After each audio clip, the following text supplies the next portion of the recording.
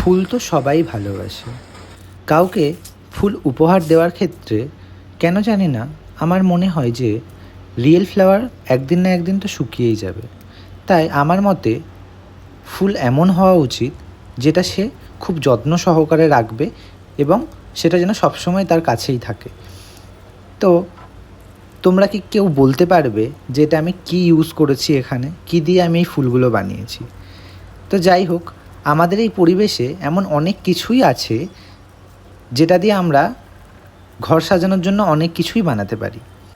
তোমাদের জানা থাকলে কমেন্টে অবশ্যই জানিও ফুলগুলো আমি কী দিয়ে বানিয়েছি।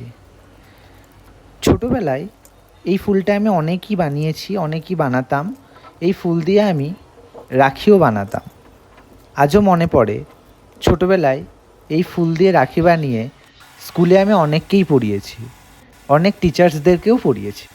জানি না তোমাদের এই ভিডিওটা কেমন লাগবে, আমার এই ফুল বানানোর আইডিয়াটা তোমাদের কেমন লাগবে। তো যদি ভালো লাগে অবশ্যই কমেন্টে জানিও, আর যদি খারাপ লাগে সেটাও কমেন্টে জানিও। যদি তোমাদের ভালো লাগে তো তোমরা তোমাদের প্রিয়জনদের সাথে অবশ্যই শেয়ার করো, আর একবার অবশ্যই ট্রাই করে দেখতে পারো ঘর সাজিয়ে রাখার জন্য ফর লাইফ টাইম।